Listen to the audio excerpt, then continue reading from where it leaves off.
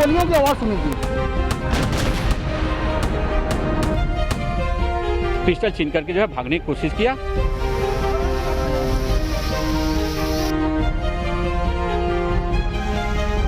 हमारे जो एसटीएफ के कमांडो थे उन्होंने जाते हैं उसको बुढ़े बुढ़े मार गिराया।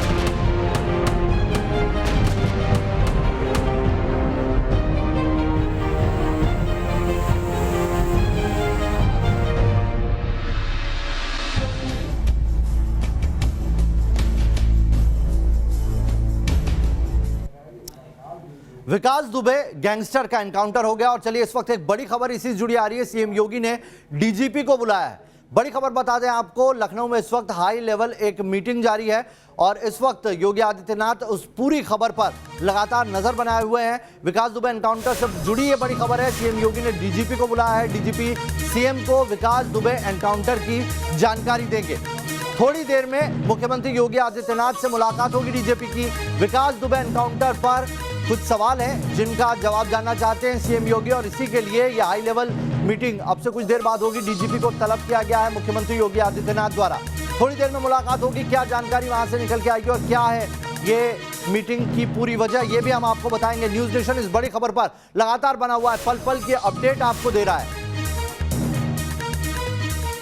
तो बड़ी खबर बता दें आपको, विकास दुबे को लेकर सीएम योगी ने डीजीपी को बुलाया है। विकास दुबे का एनकाउंटर में आपको बता दें मौत हो गई है। विकास दुबे की कमर में गोली लगी है। जो जानकारी निकल के आ रही है, विकास दुबे की कमर में गोली लगी है। विकास दुबे ने भागने की कोशिश की थी। तकरीबन कानपुर के भौती में सुबह 6:30 बजे एनकाउंटर हुआ है। पिस्टल छीनकर भागने की कोशिश कर रहा था। कानपुर के थोड़ा सा पहले जब बॉर्डर एरिया में दाखिल हो गया था तभी खराब मौसम के चलते गाड़ी पलटी और उसके बाद विकास दुबे ने पुलिसकर्मी की बंदूक छीनकर, जो रिवॉल्वर थी उसे छीनकर भागने की कोशिश की, लेकिन उसका एनकाउंटर हो गया। 5 तस्वीरें हम आपको दिखा रहे हैं घटनास्थल से, पल पल की जानकारी दे रहे हैं किस तरीके से कानपुर में उसका एनकाउंटर हुआ है। कल गिरफ्तारी हुई थी उसकी और जैसे ही गाड़ी पलटी, देखिए भौती में खराब मौसम के चलते कार पलटी जिसमें वो सवार था, वो निकला पुलिसकर्मी की रिवॉल्वर छीनकर और 60 या 70 मीटर दूरी गया होगा। वो जगह भी आप देख रहे हैं एक तस्वीर में जहां पर उसका एनकाउंटर हुआ है, वो सड़क से थोड़ा ही नीचे उतरा, उसने पुलिसकर्मियों पर फायर किया लेकिन बुलेट प्रूफ जैकेट की वजह से वो बच गए और फिर उसका एनकाउंटर कर दिया गया है। अब ये जानकारी निकल के आ रही है कि उसके कमर में गोली लगी है और अब उसका कोरोना टेस्ट हुआ, उसके बाद आगे उसका पोस्टमार्टम किया जाएगा। अगर कोरोना टेस्ट उसका नेगेटिव आता है तो इधर 8 दिन में पूरा उसका जो गैंग था उसका खात्मा हो गया है। जो 8 दिन से शहीद पुलिस वालों के परिवार इंतजार कर रहे थे उनको भी अब सुकून मिला होगा। एनकाउंटर साइट पर एडीजी जय नारायण सिंह भी मौजूद हैं। हमारे संवाददाता अनिल यादव ने एडीजी से इस पूरे मसले की जानकारी ली। तो देखिए यहाँ पर तमाम बड़े अधिकारी आए हुए हैं और जय नारायण सिंह जो एडीजी हैं वो भी पहुंचे हुए हैं। सर, बड़ी सफलता मानते हैं इसको, हालांकि आप लोग अरेस्ट नहीं कर पाए हैं, अरेस्ट करते तो ज़्यादा बड़ी उपलब्धि होती। देखिए जैसा आज यहाँ बारिश हो रही है, ऊपर वाले भी जो है आप इस बारिश के कारण जो है आज यहाँ गाड़ी जो है दुर्घटनाग्रस्त हुई, जिसके कारण जो है आज यहाँ पर एक मुठभेड़ हुई है जिसमें जवाबी फायरिंग जाते हैं। विकास दुबे जाते हैं घायल हुआ, जिसको अस्पताल में ले जाकर के उसको डिक्लेयर हुआ। काफिले में कितनी गाड़ियाँ थी सर? यहाँ पर जाते हैं जैसा बताया कि साथ में जो है कानपुर नगर की भी पुलिस थी जाते हैं और जिसमें विवेचक पचौरी भी थे, उनकी ही पिस्टल छीन करके जाते हैं। ये दुर्दांत अपराधी जो है भागा था और पुलिस पर फायर किया था जिसमें वो घायल हुआ था। आज इस दुर्दांत अपराधी का खात्मा हुआ है। इस तरह एक सप्ताह पूर्व जो उसने अपने गांव में जो है तांडव किया था और हमारे 6 जांबाज साथियों को जो है शहीद किया था, आज उसके गैंग लीडर का खात्मा हुआ है। इस तरह पूरे गैंग के 6 लोगों का विभिन्न जनपदों में, हमीरपुर, इटावा, इसके साथ साथ कानपुर नगर के विभिन्न जगहों पर जाते हैं आज मुठभेड़ में इनका सफाया किया जा चुका है, जिसमें ये हमारी सर सवाल ये है कि जिसने सरेंडर किया वो खुद क्यों भागेगा और उसी की गाड़ी क्यों पलटी? सर देखिए ये सब चीज़ें जाते हैं अभी इस समय एक बड़ा कुख्यात अपराधी का खात्मा हुआ है जाते हैं और ये सब चीज़ें जाते हैं हमारे जो साथियों ने जो मेहनत की है पूरी रात भर, जैसा आप सब जानते हैं जाते हैं, उनके साथ लगे रहे जाते हैं और जो दुर्घटना हुई जाते हैं वो हम सबके सामने है जाते हैं। लोगों ने बड़ी मेहनत। लेकिन सवाल ये भी कि जिन नामों से पर्दा उठना था, उसके राजदार, उसके हमदर्द जो हैं वो तो खुशी मना रहे होंगे कि चैप्टर क्लोज हो गया, अब उनका नाम सामने नहीं आएगा। देखिए आपको पता है जाते हैं कि पिछले कई घंटों से जाते हैं ये एसटीएफ के पास थे और काफ़ी जानकारियाँ एसटीएफ के हमारे जो है अधिकारियों और कर्मचारियों को मिली होंगी जाते हैं,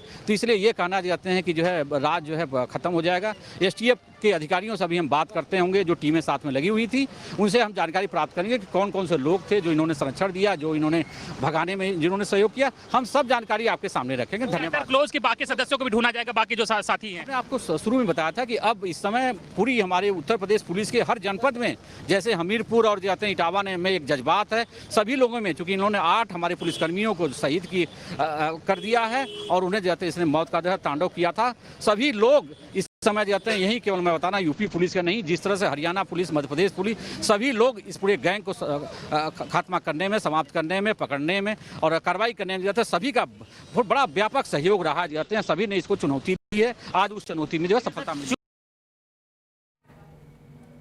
तो चलिए इस खबर पर बात करने के लिए हमारे साथ अनिल जुड़े हुए हैं घटनास्थल से, जहां पर एनकाउंटर हुआ था। हमारे साथ वेद भूषण जी भी जुड़े हुए हैं, रिटायर्ड एसीपी, और साथ ही आदित्य हमारे साथ जुड़े हुए हैं इंदौर से, और हमारे साथ अविनाश भी जुड़े हुए हैं लखनऊ से।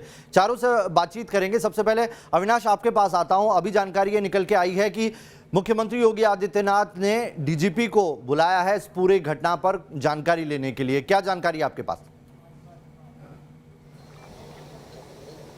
बिल्कुल सही कहा आपने। अब से थोड़ी देर पहले डीजीपी मुख्यमंत्री आवास पहुंचे हैं। हालांकि सबसे पहले जब ये इनकाउंटर हुआ उसके बाद अपर मुख्य सचिव गृह अवनीश अवस्थी पहुंचे थे सीएम आवास, और उन्होंने वहां पहुंचकर सीएम को पूरी घटना बताई, किस तरीके से विकास दुबे ने भागने की कोशिश की, उसके बाद विकास दुबे मुठभेड़ में मारा गया। हालांकि अब डीजीपी पहुंचे हैं और जो पुलिस के जो दूसरे वरिष्ठ अधिकारी हैं वो भी मुख्यमंत्री के साथ मौजूद हैं। जाहिर सी बात है कि विकास दुबे मारा गया, लेकिन इसके बाद क्या? चूंकि अभी भी देखा जाए तो कई ऐसे अपराधी हैं जो बिकरू कांड में शामिल थे, वो फरार हैं। उन अपराधियों को कब तक पकड़ा जाएगा, और जो पूरा गैंग है, जो पूरा नेक्सस है विकास दुबे का, उस नेक्सस को किस तरीके से खत्म किया जाएगा? तो जाहिर सी बात है कि इन तमाम चीजों को लेकर मुख्यमंत्री से बातचीत हो रही होगी। और मुख्यमंत्री चूंकि लगातार इस पूरे घटनाक्रम पर नजर बनाए हुए थे, और सरकार ने जैसा कि पहले ही साफ किया था, आपको याद होगा कि जब यह वारदात हुई थी तब मुख्यमंत्री खुद कानपुर गए थे, और तब वहां ने कहा था कि कोई भी अपराधी छोड़ा नहीं जाएगा, और जो पुलिस वाले शहीद हुए हैं उनका बलिदान व्यर्थ नहीं जाएगा। आखिरकार विकास दुबे मारा गया, लेकिन सवाल अभी भी बरकरार है कि जो विकास दुबे के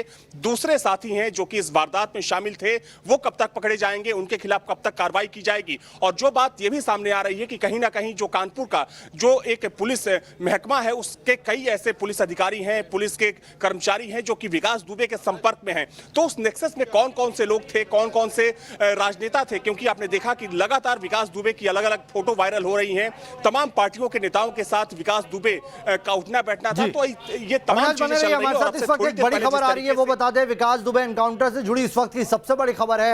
एनकाउंटर में 4 पुलिसकर्मियों के घायल होने की जानकारी मिल रही है। विकास दुबे एनकाउंटर पर इस वक्त की सबसे बड़ी खबर बता रहे हैं आपको। एनकाउंटर में 4 पुलिसकर्मी जख्मी हुए हैं। फॉरेंसिक टीम इस वक्त मौके पर सबूत जुटा रही है। गाड़ी पलटने के बाद 70 से 80 मीटर कच्चे रास्ते की तरफ भागा था विकास, एक पगडंडी थी उसकी तरफ भागा था विकास दुबे, और वहां सब जगह से अब सबूत जुटाए जा रहे हैं। एसटीएफ कमांडो ने विकास को जवाबी कार्रवाई में मार गिराया। मुख्यमंत्री बड़े अधिकारियों के साथ एक बैठक कर रहे हैं और इस पूरी घटना की जानकारी ले रहे हैं। अविनाश, क्या डिटेल आ रही है आपको? 4 पुलिसकर्मी इसमें जख्मी हुए हैं। हालांकि एक का बयान आया है कि अभी स्थिति ठीक है उनकी, लेकिन इस पूरी घटना के बाद अब पुलिस का इकबाल बुलंद होगा। देखिए, जाहिर सी बात है कि विकास दुबे के मारे जाने के बाद निश्चित तौर पर पुलिस का इकबाल बुलंद होगा, और वो जो शहीद पुलिस वाले हुए हैं उनके परिजनों को भी राहत मिलेगी। लेकिन एक सवाल भी खड़ा हुआ था कल जब विकास दुबे की नाटकीय अंदाज में मध्य प्रदेश में गिरफ्तारी हुई थी, तब कई लोगों ने यह सवाल खड़ा किया था कि क्या उत्तर प्रदेश की जो पुलिस है, क्या एसटीएफ विकास दुबे को पकड़ने में नाकाम हो गई है? क्योंकि देखा जाए तो दिन रात एक कर दिया गया था विकास दुबे को पकड़ने के लिए, लेकिन जिस तरीके से पहले उत्तर प्रदेश, फिर हरियाणा, उसके बाद राजस्थान और आखिर में मध्य प्रदेश की पुलिस को पता बताते हुए लगातार आ रही है उन जवानों की जो एनकाउंटर में जख्मी हुए, उनको लेकर कोई डिटेल है आपके पास? उनकी सेहत कैसी है अभी? देखिए, जो इनकाउंटर हुआ है उसको लेकर पुलिस का जो बयान आया है उसमें पुलिस की तरफ से सिर्फ इतना कहा गया है कि इस मुठभेड़ में कुछ पुलिस वालों को भी चोटें आई हैं। हालांकि कितने पुलिस वाले हैं, किस तरीके से चोटें आई हैं, उसको लेकर अभी कोई क्लैरिफिकेशन नहीं दिया गया है। लेकिन एक जानकारी ये आ रही है नावेद की, विकास दुबे को 4 गोलियां लगी हैं। हालांकि उसके कमर में गोली लगने की बात सामने आ रही है। यह कहा जा रहा है कि विकास दुबे मुश्किल से 50 से 100 मीटर ही भगा होगा। उसके बाद पुलिस ने वहां पर कॉम्बिंग की, चारों तरफ से विकास दुबे को घेर लिया गया, और उसके बाद बार बार उसको चेतावनी दी गई कि वो अपने आप को पुलिस के हवाले करे, सरेंडर करे। बावजूद उसके विकास दुबे ने ये जानकारी सामने आ रही है कि उसने पुलिस पार्टी के ऊपर फायरिंग की और जवाबी कार्रवाई में विकास दुबे मारा गया। हालांकि कितने पुलिस वाले इसमें घायल हुए हैं इसकी अभी एग्जैक्ट कोई ठोस जानकारी नहीं मिल पा रही है, क्योंकि आधिकारिक तौर पर पुलिस ने इस बारे में अभी कोई बातचीत नहीं की है। लेकिन कुछ पुलिस वाले घायल हुए हैं, हालांकि बहुत ज्यादा गंभीर सही कहा रूप से घायल नहीं पुलिसकर्मी हुए अभी हैं। किसी मसले पर बात करने के लिए तैयार नहीं है। वो पूरी सिचुएशन अभी क्लियर करना चाहते हैं, मुख्यमंत्री को डिटेल दे रहे हैं, उसके बाद शायद कोई बयान दे। आप बने रहिए अविनाश हमारे साथ, और साथ ही इस पर भी नजर बनाए रखिए कि मुख्यमंत्री योगी आदित्यनाथ क्या कहते हैं। आदित्य, आपका रुख करूंगा, लेकिन उससे पहले दिग्विजय सिंह कुछ कह रहे हैं, आइए वो सुन लेते हैं। तो गत्ता किसी दिन तो ये होना ही था, लेकिन प्रश्न इस बात का है कि जिस प्रकार से वो सरेंडर हुआ या गिरफ्तार हुआ, मध्य प्रदेश पुलिस श्रेय लेना चाहती है, लेकिन ये बात साफ है कि उसको सिक्योरिटी पुलिस, जो निजी सिक्योरिटी एजेंसी के लोग थे, उन्होंने उसको पकड़ा था। मध्य प्रदेश पुलिस को जानकारी भी नहीं थी। अब दूसरा प्रश्न ये होता है कि उसने उज्जैन क्यों चुना, मध्य प्रदेश क्यों चुना। मुझे जो लगता है उत्तर प्रदेश की पुलिस से इनकाउंटर होने की संभावना से बचने के लिए, और फिर जो जिसका एक आशंका थी वही हुआ। यूपी पुलिस ने इनकाउंटर किया और 3 इनकाउंटर हुए हैं पिछले 4 दिन में यूपी पुलिस ने जो किए हैं, 2 इसके साथी के और इसका। तीनों का जो घटनाक्रम है वो एक सा है। जब व्यक्ति ऐसे खुकार व्यक्ति गिरफ्त में है। तो दिग्विजय सिंह को आप सुन रहे थे, जो ये कह रहे हैं कि आखिर ये पूरी घटना के लिए उज्जैन ही क्यों चुना। उसे वहां का डर था, भले ही पुलिस पीठ थपथपा ले, लेकिन इसके पीछे सिचुएशन कुछ और है। वेदभूषण जी, आप कुछ कहना चाह रहे हैं, जल्दी से आप कहिए, उसके बाद मैं आदित्य का रुख करता हूं जी। ये जो अभी आपके चैनल के पर नेताजी जो भाषणबाजी कर रहे थे, दिग्विजय सिंह, ये वही नेता है जिन्होंने मोहन चंद शर्मा की, जब दिल्ली के अंदर उनको मारा गया था टेररिस्ट द्वारा, तो ये लोग आंसू बहाने पहुंचे थे उस टेररिस्ट के घर पर कि पुलिस, जबकि उसमें मोहन चंद शर्मा दिल्ली पुलिस के स्पेशल सेल के इंस्पेक्टर, उनकी डेथ हो गई थी, उनको मार दिया गया था। ये वो नेता है जो घड़ियाली आंसू बहा रहे हैं इस टाइम। कल तक ये नेता, इनकी भाषा कुछ और थी और आज उनकी भाषा कुछ और है। कल सरेंडर कर दिया तो सरेंडर क्यों कर दिया, आज एनकाउंटर कर दिया तो क्यों कर दिया। ये वो राजनीतिक लोग हैं, इनको अपनी राजनीति से कोई ऊपर उठकर नहीं सोचते हैं। जिनके परिवार के बच्चे मारे गए, आपने टेलीविजन पर दिखाया, उनको कुल मिलाकर यही कहा जा सकता है कि कितनी शांति मिली है उनके परिवारों को। उनकी बात ये लोग नहीं करते। मैं आपके पास आता हूं, आपकी कुछ टेक्निकल दिक्कत है, आपकी फ्रेम में कुछ इशू है, वो ठीक करवाते हैं, उसके बाद आपके पास आता हूं। आदित्य का रुख करता हूं। आदित्य, कल आपने इस पूरी घटना पर रिपोर्टिंग की, कैसे उज्जैन महाकाल मंदिर से वो गिरफ्तार होता है, उसके बाद वो जहां पर ठहरा था वहां पर भी पुलिस उसको लेकर जाती है, वहां पर शिनाख्त करवाई जाती है, पूरी ट्रेल बनाई जाती है। आपने उसको देखा, उसको वॉच किया। इतना दुर्दांत जो अपराधी था, जो 8 पुलिस ऑफिसर्स को बेरहमी से कत्ल कर देता है, वो उसकी बॉडी लैंग्वेज क्या थी, 18 घंटे बाद उसकी मौत होनी थी, क्या उसके अंदर आपको दिखाई दे रहा था? वो दुर्दांत अपराधी किस तरीके का बिहेव कर रहा था? आपको लगा था कि एक मंदिर का सिक्योरिटी गार्ड इसे पकड़ लेगा? ये खौफ नहीं तो और क्या था उसके अंदर?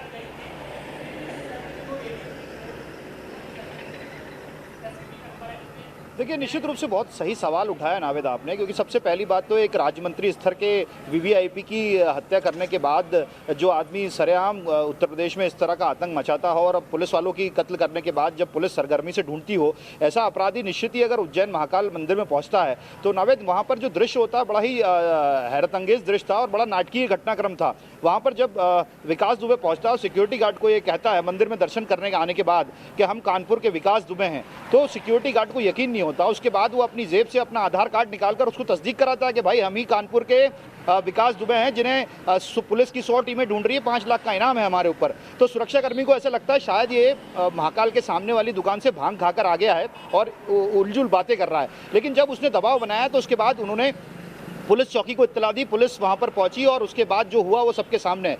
न्यूज़ नेशन का कैमरा सबसे नज़दीक था विकास दुबे के। आखिरी वक्त में हमने बहुत नज़दीकी से उसे देखा जब उसकी शिनाख्त कराने के लिए उसे नागजरी के आनंद तिवारी के मकान में लाया गया था। उस दौरान जो उसकी बॉडी लैंग्वेज थी वो कहीं ना कहीं अपने हाथ को दिखा रहा था, उसमें किसी तरह का डर महसूस नहीं हो रहा था या किसी तरह की बात कहें कि उसमें कोई भय हो इस तरह का। वो बाकायदा हाथ हिला रहा था और बिल्कुल सामान्य तरह से उसने पुलिस को बताया कि वो कहाँ पर आके रुका है, किस तरह से वो यहाँ पर रहा और कैसे उसने अपना दिनचर्या करा, और बहुत सामान्य था। उसमें कहीं ऐसा बहुत ज़्यादा दबाव जैसी स्थिति नहीं थी। विकास बहुत ज़्यादा परेशान नहीं दिख रहा था, बहुत ज़्यादा आतुर नहीं था बोलने के लिए कुछ भी, बस वो हाथ हिला रहा था और बता रहा था। उसकी बॉडी लैंग्वेज से ऐसा लग रहा था कि उसे कहीं भी किसी बात का मलाल नहीं है। दूसरा, अगर घटना की कड़ियों को जोड़ा जाए नावेद, तो इसके अंदर आप देखेंगे कि कैसे वो महाकाल मंदिर पहुंचा, सुरक्षा कर्मी को अपना परिचय दिया, सुरक्षा कर्मी नहीं माना तो उसे अपना आधार कार्ड बताया, उसके बाद पुलिस को बुलाया गया, पुलिस की गिरफ्त में रहा। दिन भर पुलिस उससे पूछताछ करती रही, उससे सुराग जुटाती रही, लेकिन अंत में जो है गोपनीय तरीके से उसे उत्तर प्रदेश पुलिस को सौंप दिया गया और एक ट्रांजिट रिमांड जो था वो बाहरी तौर पर लिया गया और उसके बाद उसको उत्तर प्रदेश पुलिस के हवाले कर दिया गया। इन सब के दौरान सिर्फ एक हम लोग ही ऐसे थे जो सीधे विकास के नजदीक आ पाए थे, उसके बहुत नजदीक संपर्क में आ पाए थे उस दौरान जब उसको शनाख्तगी के लिए आनंद तिवारी की कराया गया। सुनिए, क्या एक प्लानिंग के तहत वो गिरफ्तार, उसने अपने आप को पहचान वहां पर कराई और पुलिस की गिरफ्त में आया, 2 वकील भी वहां से पकड़े गए थे। कुछ उसकी प्लानिंग थी कि वो कोर्ट में जब कोर्ट में उसे ले जाया जाएगा तो ये वकील कुछ ऐसी डिमांड करेंगे या कुछ ऐसी चीज करेंगे, और उसको जब बाहर से ही ट्रांजिट रिमांड दे दिया गया तो उसकी वो प्लानिंग फेल होती दिखी, शायद इसीलिए उसने एक कदम उठाया यहाँ पर।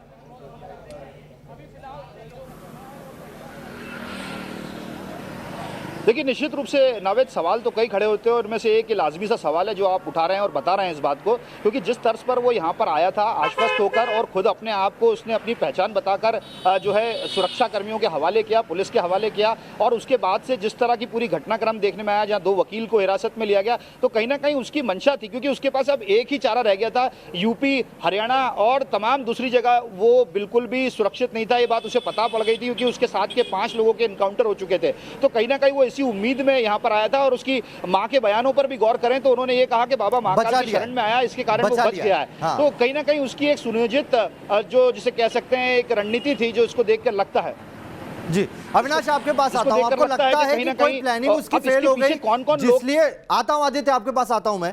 अविनाश, कोई प्लानिंग उसने कर रखी थी, सोच रखा था कि किस तरीके से सिचुएशन थी, और उसी को फेल होने के बाद में उसने ये कदम उठाया, कानपुर में लगा कि अब उसका कुछ नहीं हो सकता।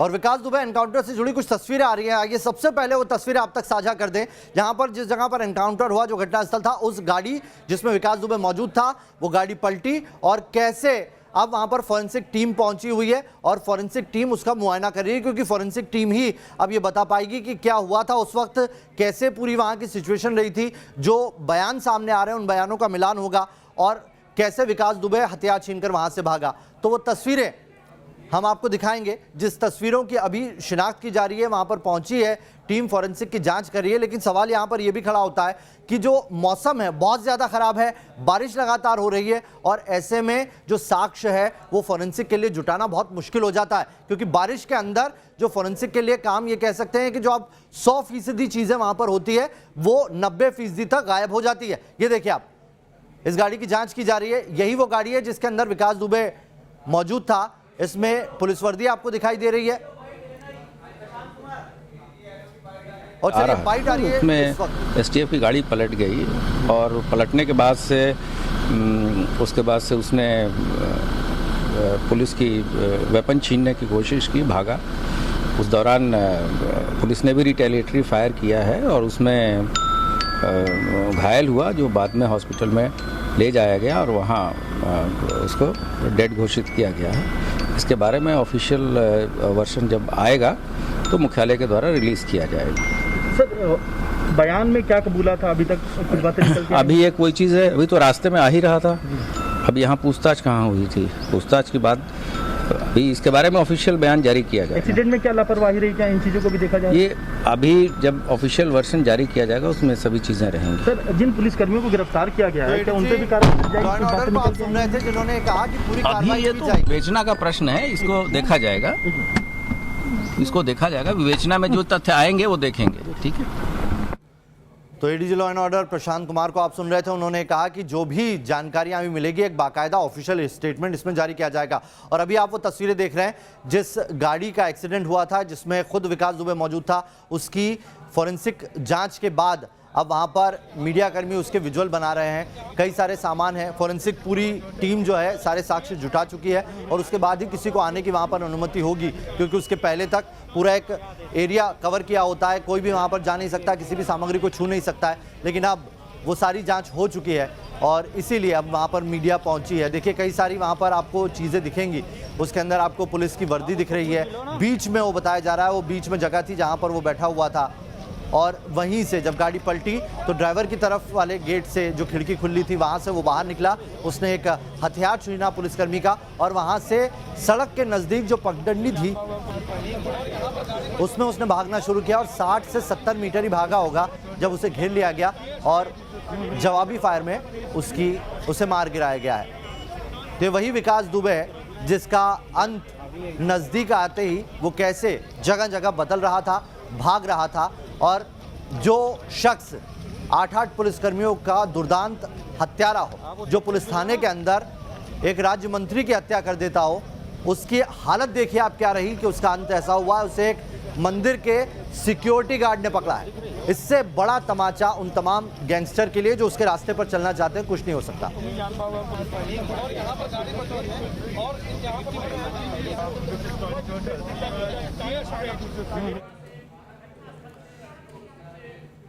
तो इस खबर पर सबसे बड़ी कवरेज लगातार हम दे रहे हैं। आदित्य हमारे साथ जुड़े हुए हैं, उनसे भी बात करेंगे और साथ ही हमारे साथ वेद भूषण जी भी जुड़े हुए हैं, रिटायर्ड डीसीपी, उनसे भी बातचीत करेंगे। लेकिन एक छोटा सा ब्रेक ले रहे हैं, तुरंत हाजिर होंगे। सबसे बड़ी कवरेज न्यूज़ नेशन पर लगातार जारी है।